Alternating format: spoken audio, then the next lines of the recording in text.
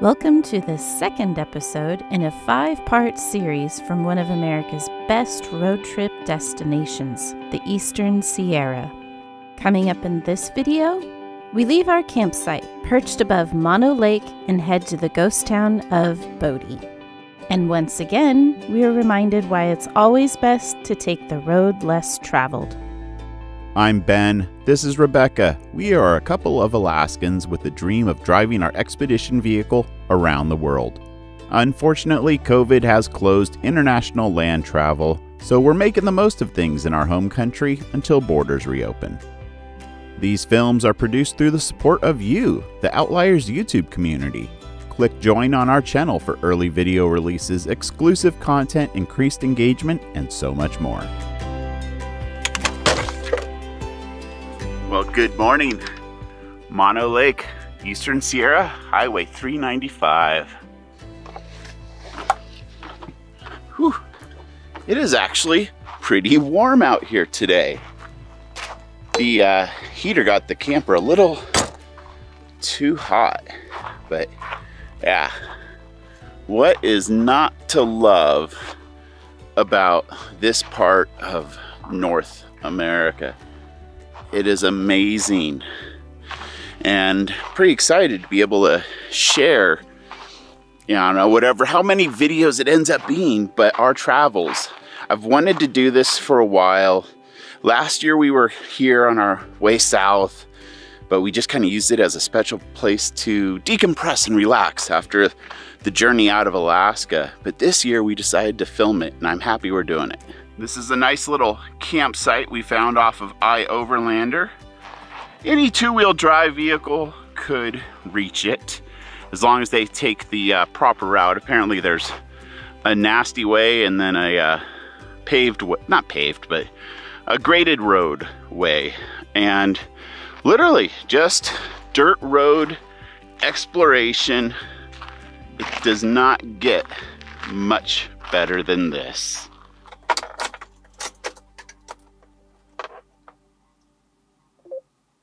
Glow plug light. This morning, I didn't think it got that cold.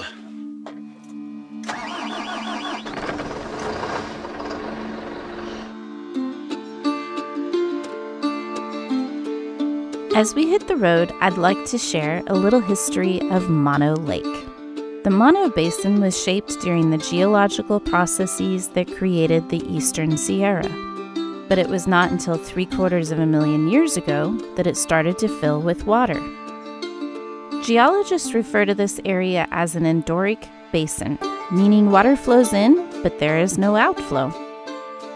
This creates a unique ecosystem that is saltier than the ocean, and at its peak, Mono Lake was over 900 feet deep. Fast forward to the early 1940s, water runoff from the Eastern Sierra into Mono Lake was diverted to supply the needs of the Los Angeles aqueduct. By the 1990s, Mono Lake had lost half of its volume, doubled in salinity, and created an alkaline dust health hazard. Some good did come from the receding water levels, though. Tufa towers were revealed. These form when calcium-rich freshwater springs come in contact with the lake water, which is rich in carbonate. A chemical reaction occurs. Bada bing, bada boom, beautiful limestone towers are formed. In recent decades, efforts have been made to raise water levels in Mono Lake, but it's unlikely it will ever return to the levels before water was diverted for the aqueduct. Let's get back on the 395 and head towards Bodie.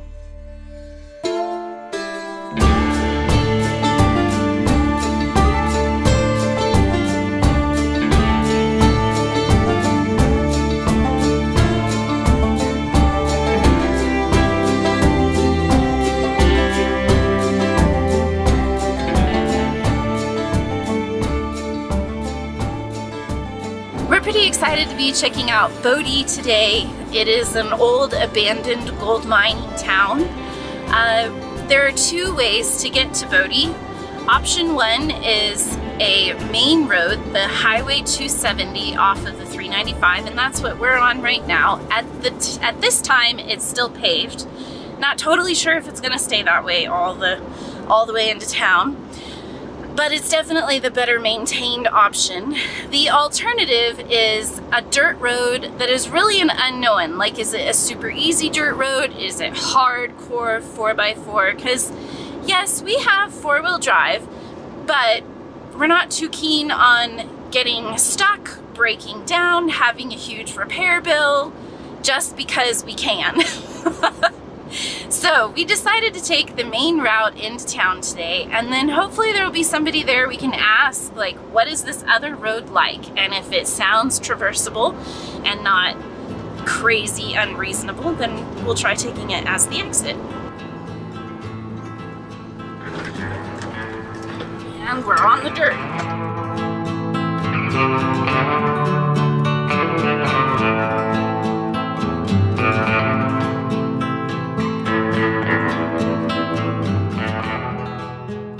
All right, well, that was only about 3 or 4 miles of a washboard dirt road, or as our other friends call it, a corrugated dirt track. Okay, this is a California state park. I have no idea what to expect during COVID here. If there's anybody here, stay covered, pay at self-pay station in parking lot.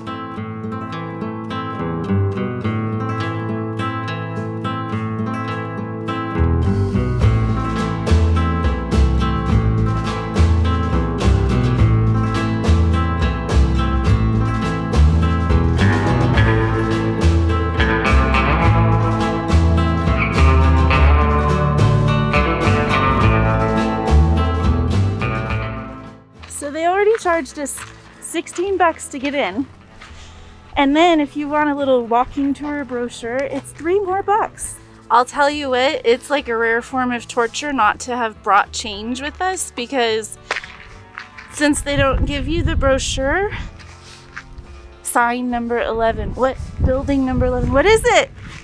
You guys know, like, I'm one of the people that actually reads the brochure so I can understand the history of the place. It's driving me crazy, but I have a 20, that's it. It's actually a great opportunity for them to lay down the law and say all the rules and things you can't do, which is pretty much what we're accustomed to every time we enter state and national parks. What furthermore makes it a little more frustrating is that they could have put the brochures by the area where we paid to enter the park. But no, you write a check or you pay, and then you walk down here and then you're like, oh, I need $3 more. I was able to keenly decipher that this building is the old firehouse. Oh, really? I guess that makes sense with the bell. Wow.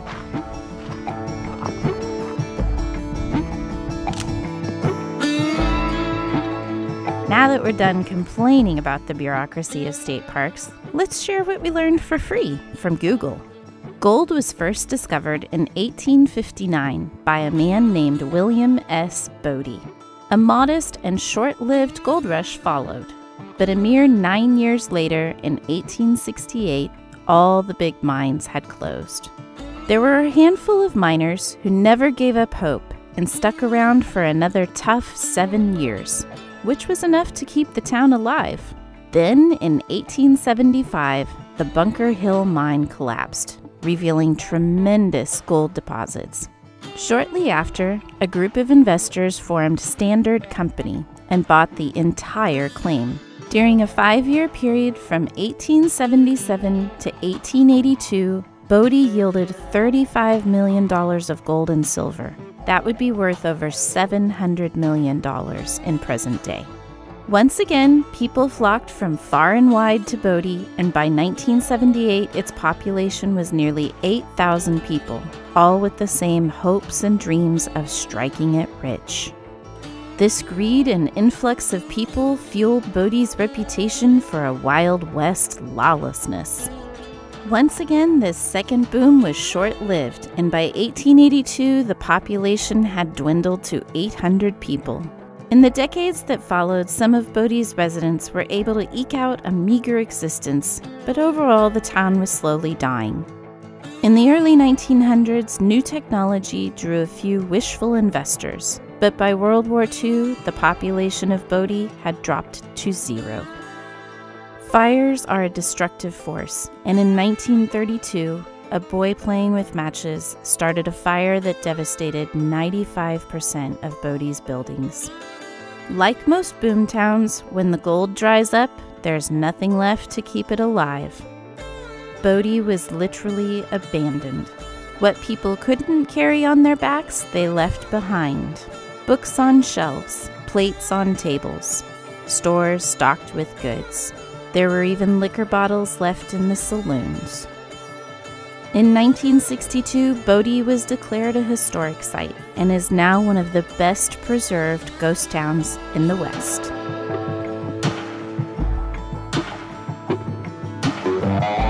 Well, what'd you think? I liked it, but I love old towns with lots of history, so it was really fun to walk around and take pictures and capture footage. And as painful as it is for me to admit it, I am getting used to and enjoying a little bit the microwave. Like, we have leftover pizza from a little splurge in town when we did grocery shopping yesterday, and it was super easy just to warm it up, trying to healthy it up a little with some fruit. But I think it's a thumbs up for Ben and his microwave. Okay, in case you don't know already, before we left on this trip, we installed a little 700-watt microwave underneath the countertop. Okay, my idea with this whole microwave thing was to save money and waste less by being able to heat up leftovers quite easily, and we are accomplishing that. All right, I also talked to the ranger, and we have good news. The other way out of here, it's pretty much just a dirt road. There might be some exposed rock, but she pretty much said your truck would do just fine on it, and it's a beautiful drive. Okay, eating lunch now. Well, it's 1:30 in the afternoon, so it is time to go find a place to park for the night. And we're gonna go ahead and take the back road, which means making a left-hand turn right after the gate. This is the hour, the darkest place. Dante's Inferno, the devil's maze. It's a good world. Good world going bad.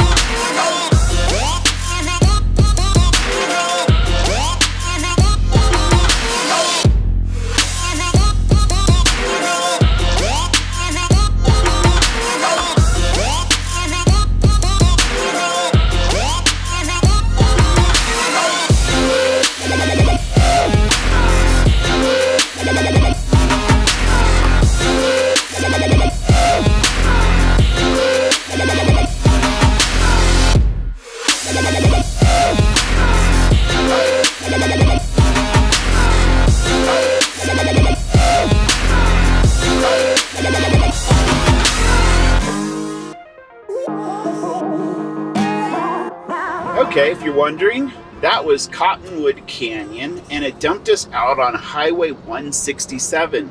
Took about an hour and a half. Granted, we're not speed demons. Could have gone a little bit quicker and smoothed out some of the washboards, but not bad. It was an alternative route and the road less taken, which is what we totally enjoy the most. This is also pretty much as high as we're going north on the 395. So we're going to start working our way south, and like I mentioned earlier, we need to find a place to park for the night. It's 3 p.m. We're back on the 395, headed south. We are not going too far, just passing through the cute little town of Lee Vining, which is right on the shoreline of Mono Lake. And then we are going to be taking the 120 headed east or south, southeast, something like that.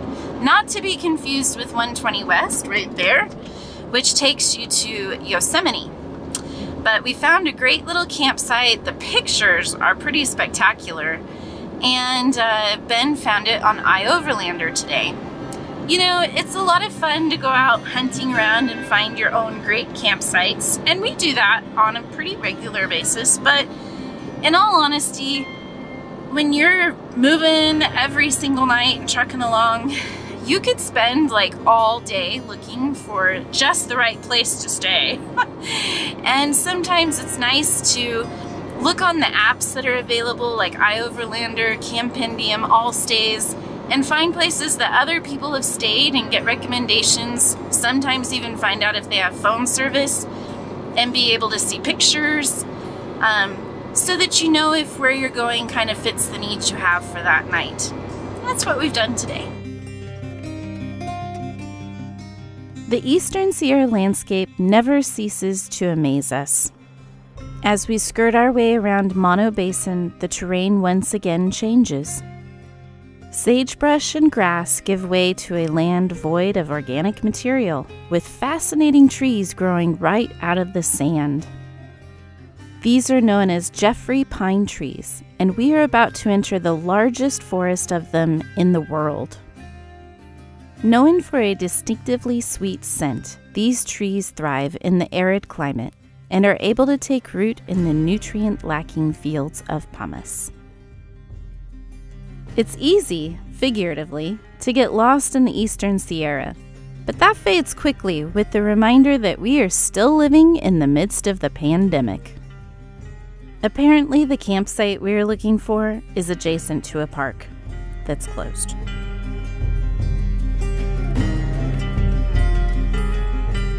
Conveniently, there's another Forest Service road right across the street.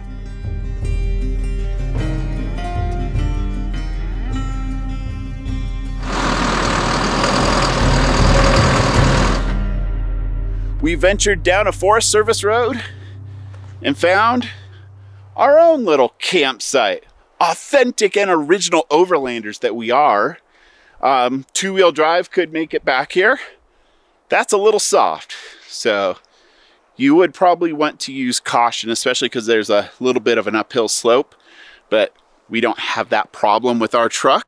Do you hear that sound? Like the wind blowing through the trees. It's very majestic sounding.